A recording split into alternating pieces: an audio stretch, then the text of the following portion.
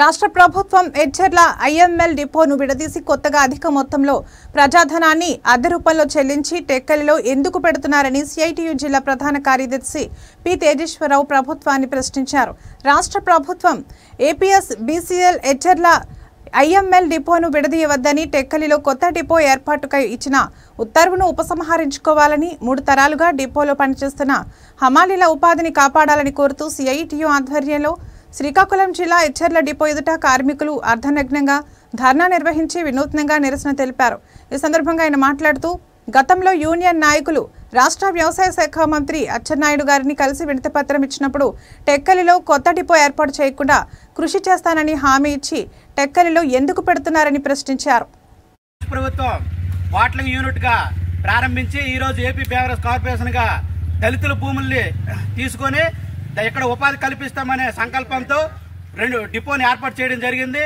ఈ డిపోని టెక్కల్లో 2వ డిపోగా ఇప్పుడు వచ్చిన ప్రభుత్వం తీసుకుంటుంది. దానివల్ల మా పేద బతుకులు దళితులందరము కడుపులో అనేవి మండుతున్నాయి. దయచేసి ఈ 2వ డిపోని విరమించుకోవాలని ప్రభుత్వానికి మా హమాలీల తరపున విజ్ఞప్తి చేస్తున్నాం. సంవత్సరాలు బట్టి ఇక్కడ 90 కుటుంబాల వరకు 90 కుటుంబాలు 1986 నుండి 90 కుటుంబాలు బతికాయి. ఈ రోజుకి 350 కుటుంబాలు దళిత కుటుంబాలు ఇక్కడ బతుకుతున్నాయి.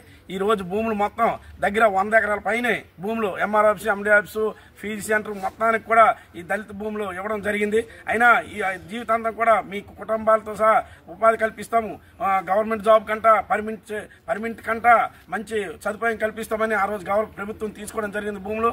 ఈ రోజుకి వస్తానికి ఈ ప్రభుత్వము 2 డిపోలుగా వేరు చేసి దళిత కుటుంబాలు రోడ్డున పడి తిండి లేకుండా చేయడానికి ఈ ప్రభుత్వం చేస్తుంది. అందుకు 2 డిపోలు అవసరం లేదు. ఎందుకంటే డిపోలలో మేము 20 సంవత్సరాలుగా ఇక్కడ పనిచేస్తున్నాము. కానీ నేటికి కూడా మాకు సరైన సదుపాయాలు లేకపోయినా ఇబ్బందులు ఎదురైనా ఈ జిల్లాలో ఎన్ని షాపులు ఉంటే అన్ని షాపులకి సరుకిస్తూ అన్లోడింగు లోడింగ్లు దింపుతూ ఉన్నాము. కానీ ఈరోజు హెచ్ఎల్ ఐఎంఎల్ డిపోని 2గా విడదీసి టెక్కలలో అన్యాయంగా ప్రభుత్వం జీవో జారీ చేసి 2వ డిపో ఏర్పాటుకి ఉత్తర్వులు ఇచ్చింది. అది వెంటనే రద్దు చేయాలి. ఎందుకంటే మేము ఇందులో పని చేసుకొని 350 కుటుంబాలు జీవిస్తున్నాయి.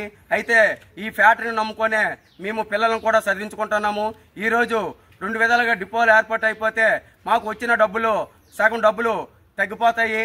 అయితే 500 రూపాయలు వచ్చినప్పుడు వచ్చేవి మాకు ఇప్పుడేమో ఈ డిపో 2వ డిపో ఏర్పడడం వల్ల 250 రూపాయలే వస్తుంది. ఈ 250 ద్వారా మేము పిల్లల్ని చదివించుకోలేము.